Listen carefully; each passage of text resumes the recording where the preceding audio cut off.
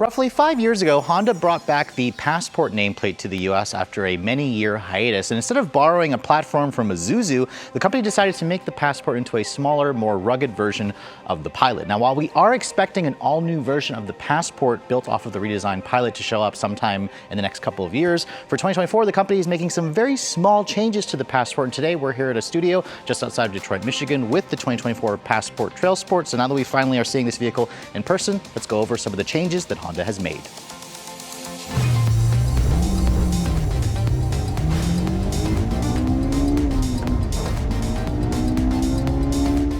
So I must admit, usually when I do these kind of first look studio reviews, there are a lot of changes, or it's an all new model that I can talk about. So as you can see from the look of this 2024 Passport, those of you who are expecting an all new generation may be disappointed. You're gonna have to wait about a year or two until Honda decides to redesign this vehicle on the all new generation Pilot. But let's go ahead and talk about some of the small changes. Now this model here that I'm showing you is the Trailsport trim. This is the most off-road capable version of the Passport. We actually drove this vehicle nearly 2 years ago when Honda actually took us out to California on an off-road course, and they've made some small changes, but they also introduced a new trim level, the Black Edition, which is essentially above the Elite trim. This is kind of, again, the final model year change before the next generation shows up. You can see the front fascia is practically the same. The Trailsport gets its own unique grille with the Trailsport badging, this kind of black accent around the top of the grille with the kind of gray in the actual grille insert itself. The headlights are full LEDs, although as you can see, the high beam is just an incandescent, so you only have an LED low beam.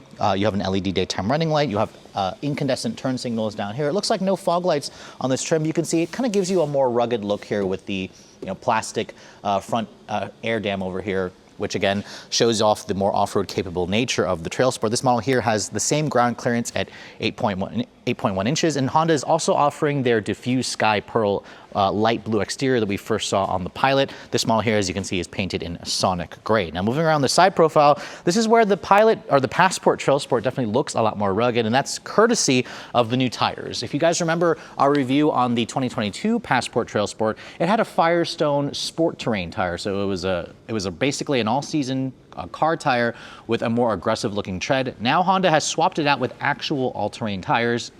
This is a General Grabber AT tire on an 18-inch wheel. It's wrapped in a 245 width tire. So this looks a lot better, although I have to admit, this is probably a change that a lot of owners just did in the aftermarket. If you actually bought the vehicle, the Trailsports come with an 18-inch wheel. You can also get a 20-inch wheel if you guys go for the Elite or the Black Edition. Like I said earlier, the suspension is pretty much the same. It's an all-independent design with 8.1 inches of ground clearance. I still kind of wish that Honda would have made the fenders a little bit more oversized here to kind of show off the wider, more rugged nature of the Trailsport, but perhaps they'll do that for the next generation. Now you can see the mirrors are black painted. In terms of size, this vehicle continues to look like a Pilot Shorty because its overall length is around 190 or 189 inches long. Its wheelbase is around 111 inches long, which is again smaller than the new generation Pilot. So I'm trying to figure out how much Honda is going to increase the length for the next generation, but it's still a relatively good size. You can see there's actual roof rails on the top. There's just a standard sunroof for this vehicle. I like how there's not any chrome trim along the side of the vehicle. So again, it still has a nice, more attractive, rugged, boxier look versus other trim levels of the Passport. And then looking at the back of the vehicle, you can see this vehicle, when it first came out, I thought it reminded me of the previous generation Ford Explorer. It still continues to do that with the black accent that goes across the rear of the vehicle. There's a Trailsport all-wheel drive badge here, which is nice in black accent along with the Passport badge.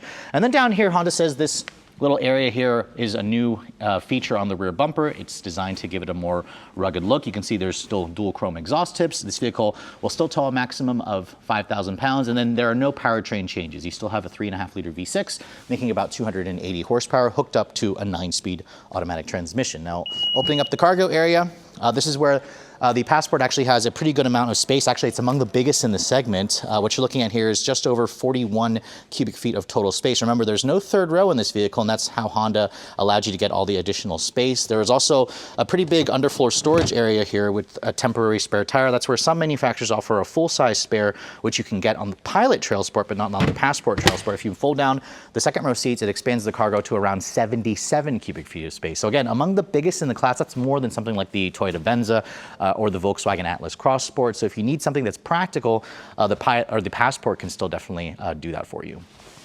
So as you guys probably expected, the exterior had no changes, which is also kind of carried over into the interior, but I'll talk about a couple of small detail changes that Honda said they made for 2024. First of all, this Trailsport model only comes with this black interior with the contrast orange stitching. The seats also have the nice Trailsport logo embossed into the actual head restraints. These seats are heated but not ventilated. You can get ventilated seats if you guys go to the Elite or the Black Edition trim. But overall, it's a nice contrast, of course, with the exterior color of the Sonic Gray. As I get in and shut the door still has a nice solid sounding thunk, but remember, this is built off of the older Pilot architecture, which means you have the older tech interface in terms of the interior. So you don't have a fully digital display. It's kind of like a or it's got a center screen, which is digital, and then it's got 2 analog dials to the side. And then over here in the center stack, you can see it's got a smaller 8-inch Honda head unit here. It does have wireless Apple CarPlay and Android Auto. And this system here, it works perfectly fine. But again, it's not the newer system that you find in the Pilot or the Accord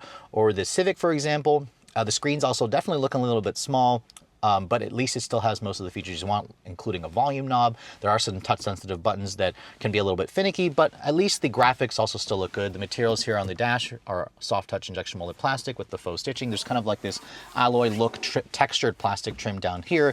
And then the biggest change Honda said that they've made is the center console. They said it's actually wider this year, and they changed a couple of trim pieces. The trim piece around the shifter is a little bit more like the Accord with the metallic accents. There's a different trim over here. You have a wireless phone charging pad, but I'm kind of struggling to see the differences between the 2023 model. So let me know in the comment section below if you can see the difference if you own the 2023 or 2022 model. They did say that the center console here being wider basically has created a larger storage compartment here. So you can now fit more items in here. And I have to say, it's pretty deep. It's going to be very usable for most people. Like I said earlier, heated seats in this car, but no cooled seats. You're going to have to step it up to the Elite or the Black Edition trim. You have 2 USB charging ports over here. And then the glove compartment, you can see it's a bin style. It's damped, but not lined with felt.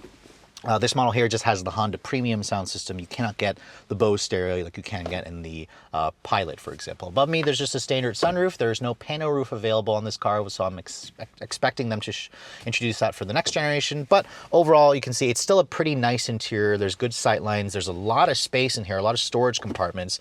So I think most people are going to find it to their liking. But again, keep in mind, there's an all-new generation coming out, probably for 2025 or 2026. But let's go ahead and hop into the back seat, show you guys really quickly what the space is like there. This is definitely one of the bigger back seats in the class because Honda was able to focus on cargo space and second row legroom when they removed the third row in this vehicle. Now, as you can see, the seats still slide forward and back, which kind of reminds you again of its Pilot roots. You also can recline the seat or fold it down completely to create a flat load floor. And then in terms of legroom space, there's like 39.6 inches of legroom back here, which is pretty comparable to something like the Volkswagen Atlas Cross Sport.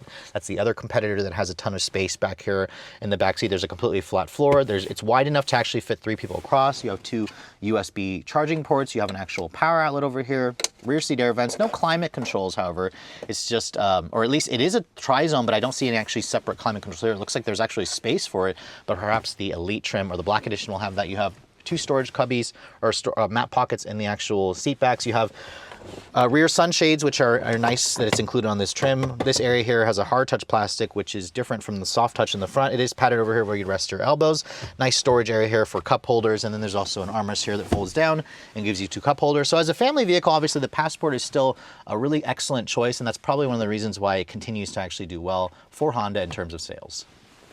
So clearly the 2024 Honda Passport is a very, very mild refresh. I mean, aside from the new tires, the slightly wider center console, the new trim, the new color, and the new Black Edition trim level, this is essentially just a final hurrah to this generation, this 3rd generation of the Passport, because as I mentioned several times, we are expecting an all-new generation that's built off of the next generation Pilot that Honda introduced earlier this year or late last year. So I'm expecting the company to do some great things for the Passport, but until then, if you guys are looking to get your hands on this 2024 model, it will be heading to dealerships probably as this video is going live sometime in October. And the company said that final pricing wasn't ready just yet for the 2024 model, but we can kind of assume it'll be similar to the 2023, which starts around $41,000 for the EX trim. The Trailsport was around $44,000, which comes standard with all-wheel drive.